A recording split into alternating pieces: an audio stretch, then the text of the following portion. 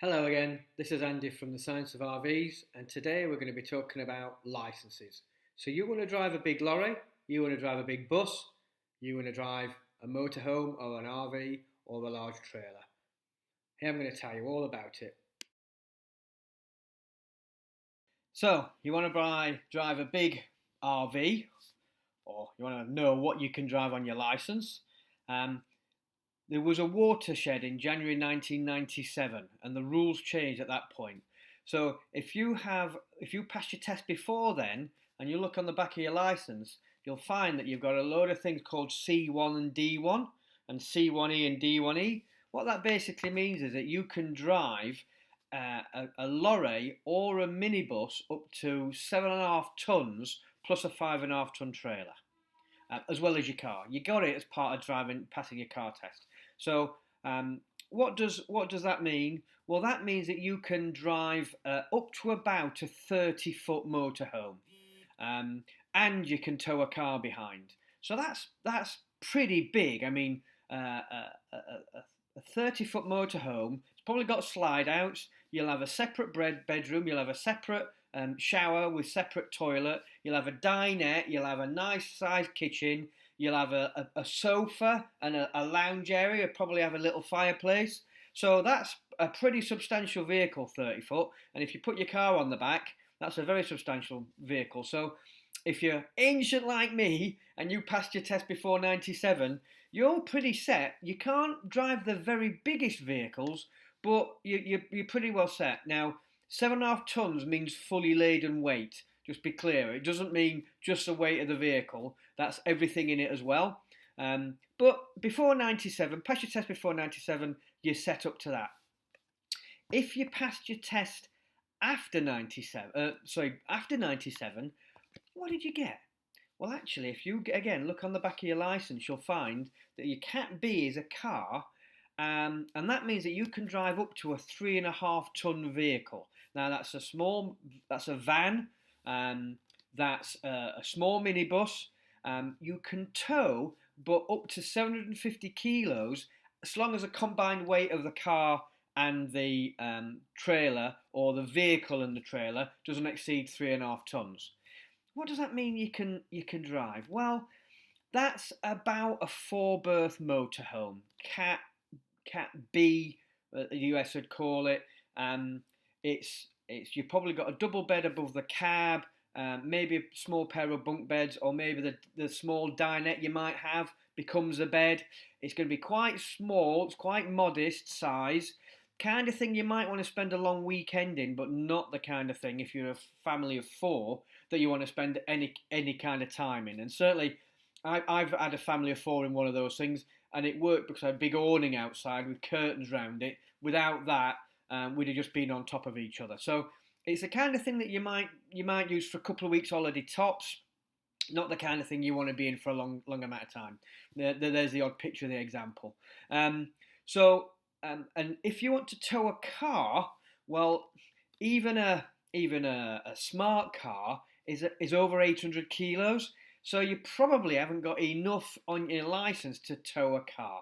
So first step, if you want to drive a small 3.5 ton vehicle, you get a small motorhome, 2.5 ton, and you want a ton for towing, you're going to have to go and get yourself and go and pass your B plus E test, so you can tow a larger trailer. So that's the first thing you're going to have to do. I'm not going to focus on that, because in reality, are you going to want to tow a car on the back of a relatively small motorhome RV? Not sure. So we now want to get into the big boys, and you want to drive something above 3.5 tons. Well, you can get your C1, D1 type license if you want, or you can go for something big, which is a full C, full D. C means lorry, D means bus. I'm going to go and get a D, because I'm converting a bus and I need to drive the bus around while I'm converting it, and I'm going to leave it as a bus designation after. I'm not going to redesignate it a motorhome, because then I would need a Cat C license, as mad as it sounds. So we're going to talk about, assume you've got a car license, let's talk about what it's going to take to get bigger. Now, you're going to have to make a decision. And the decision is, do you want to be paid to drive, or do you want to do it for free? In other words, you can't have paying passengers or be paid to carry cargo, depending on whether it's a bus or a lorry. If you don't want to be paid, you just want to drive privately, then the number of tests are only 2, just like your car test. You'll do a theory test, which has a hazard perception and a multiple choice question, and then you'll go straight on to doing your driving test. If you want to be paid, then you need a little bit more, and for that you'll also have a second theory test about legislation and stuff like that, and then you'll have a practical demonstration where you walk around the vehicle and demonstrate various things like where somebody might stash drugs or people, can you check the oil, the water, the washer fluids, can you check that the vehicle's safe, show them that you can check that the lights work, stuff like that. You can identify the controls. So you've got to make the choice, and once you've made that choice, you have to go ahead and apply for a provisional license so you can start driving. So we'll get into what does it take to get yourself a license. So you want to pass your test so you can drive a big vehicle. Well, the first thing you have to do is you're going to have to get hold of a couple of forms called a D2 and a D4.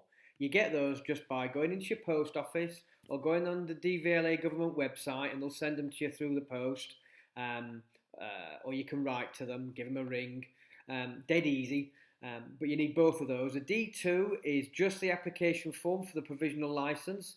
The D4 is a medical, and that medical includes eyesight and a basic physical. It's not a big deal. So you need to go and get your hands on them.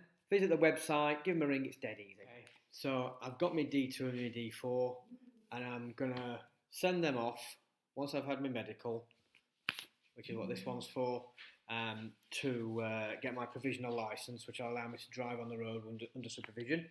The D4, there's lots of companies online who'll £50 to get your medical done. They'll do an eyesight test as well, which is just reading a chart on the wall with glasses if you need them for driving, without if you don't. Both, one eye at a time. There's some criteria in this that you have to meet. What I did is I went to these very helpful people. No, I'm not sponsored.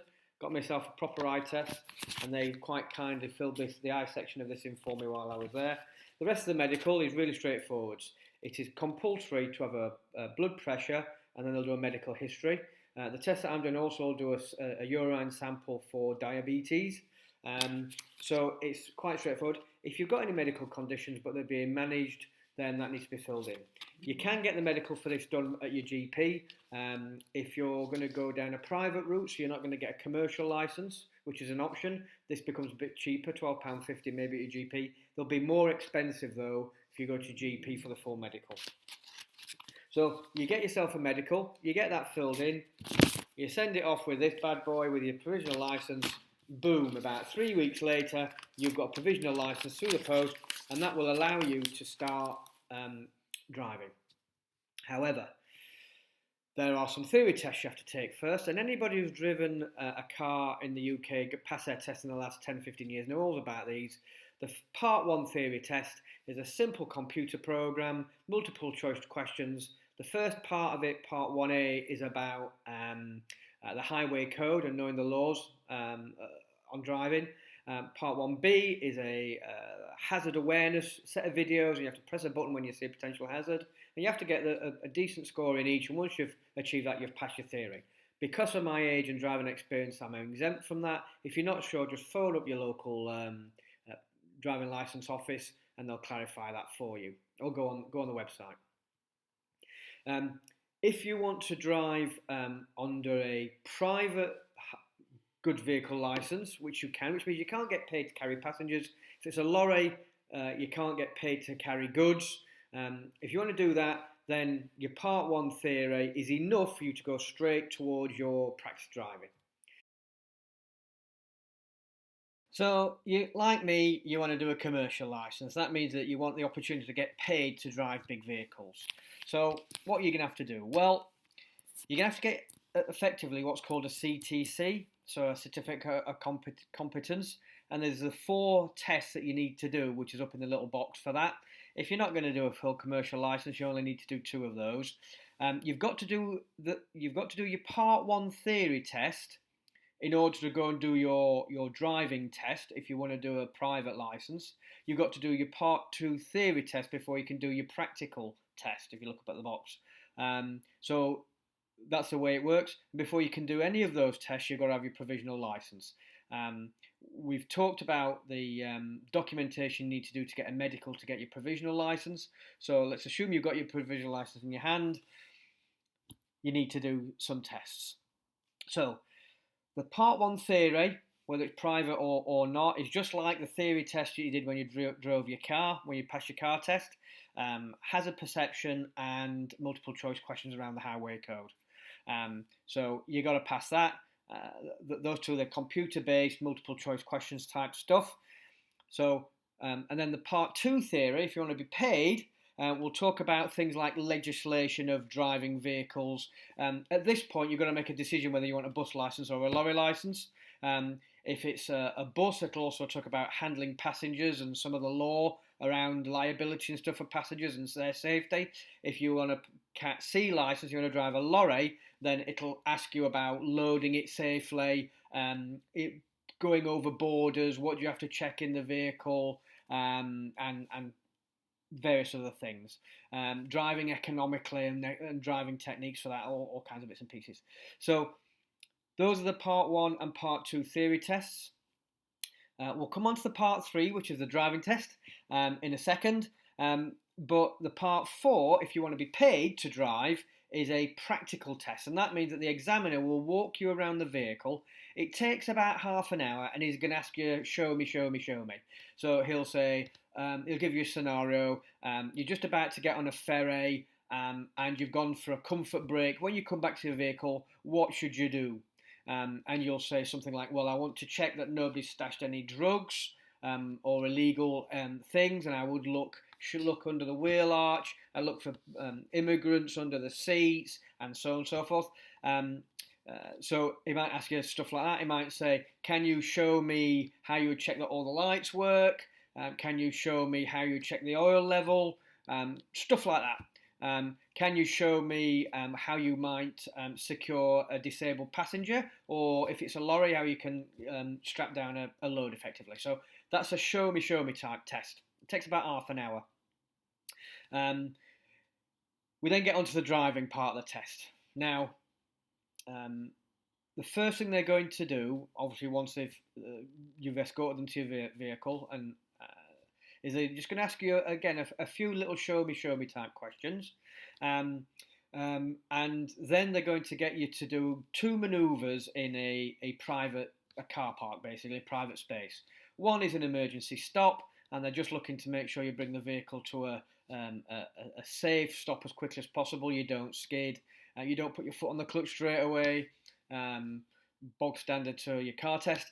And then they're going to ask you to reverse in an S shape into a box. You're not allowed to touch any of the cones. If you reverse too far and go out the box, then that's a fail. If you touch any of the cones, that's a fail. If you ride up on the curb, that's a fail. And these are seen as major issues, so those are almost instant fail. Now, even if you do that, you still recommended to go on and do the road test, and that'll take about an hour. And that road test, as part of that, they're going to do a couple of manoeuvres. They're going to get you, if you're driving a bus, for example, to pull into bus stops and open the doors and show that you can pull in safely. You're not too far from the curb. You don't stop the bus where the door is, where people can't get on and off. But both of them, they're going to ask you to park and make sure that you're parallel with the curb. And then they're going to ask you to park behind a vehicle a little bit in front of you, so you've got to swing out. An angled type exit. So they're going to ask you to do a few manoeuvres and just drive around for an hour. And other than those couple of little manoeuvres, it seems just the same as your car test. So they're going to be making sure that you're using your mirrors well, you've got good awareness around the vehicle, you can use the controls properly, you're a considerate driver, and you're safe and secure. So that's your driving test. So if you've passed your driving test and you've passed your Part 1 theory tests, you can get what's called a PSV, which basically means you can drive a large vehicle but not be paid. If you then pass your Part 2 theory test and the practical test, the 4 tests together get what's called a CTC, the Certificate of Competence, and then you can drive a bus or a lorry. However, you cannot tow a trailer at this point because that gives you a C or a D license, not a C plus E or a D plus E, and the E being a trailer. If you then want to tow a tow vehicle behind your RV, you're going to have to then go and do another test to get your trailer approval. And you can imagine backing up a lorry with a trailer behind it is quite scary. You pass that test and you're good to drive Arctic lorries if it's a Cat C. So that's quite a substantial test. Okay, so have a look at the table. Those are the things that you have to do depending on, and I've assumed that this is just to get a full C, full D, so it doesn't matter how old you are, that's what you have to do that. Okay? Now, what about driving abroad? Well, as part of Europe, we're okay, our licenses are carried elsewhere. You can get an international driving license. You'll get that from your local post office. You're going to need one of those, so I suggest you go and do it. It's just a simple application form. Means that your own license is applicable. And those are great because they almost automatically carry in Canada and the United States as well. If you're driving an RV in the United States, the rules are much more straightforward. It does vary state by state, but fundamentally, if your vehicle's lighter than £26,000, which is about 11.5 tonnes-ish, then car licence is fine. As soon as you go over that weight limit, in some states, you're going to need a version of a commercial license, but only in Washington State and Hawaii, I think, currently. If you go on Wikipedia and ask about this, that'll give you all that you need to know. Generally, you're okay. Generally, like I said, just check, but you will need that international driving license as well. So you should be pretty much good to go. Most RV, if you go online and look for RV holidays, they'll tell you what you're allowed and not allowed as well. So 11.5 tonner, that's a pretty big rig. My double-decker bus is 12.5 tons, so 11.5 ton RV, that's a pretty substantial vehicle. So generally the rules are relaxed. If you have any doubt, again, go on to Wikipedia is a great source of information for this one, but any company that sells RV holidays. So the long and the short of it is the UK license rules are really complicated. Require lots of tests. The United States and Canada, if you've got licenses here, then with another big piece of paper you can get out of the post office, you're covered. Okay? I told you it wasn't exciting. We got through it.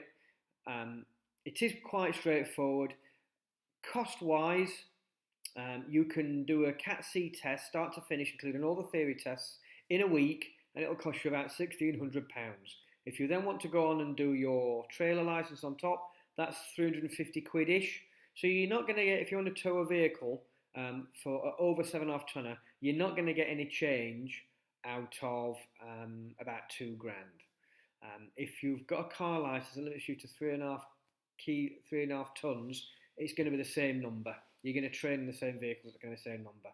So be prepared to spend £2,000 to drive the RV that you want. I hope that was helpful. We'll talk again soon.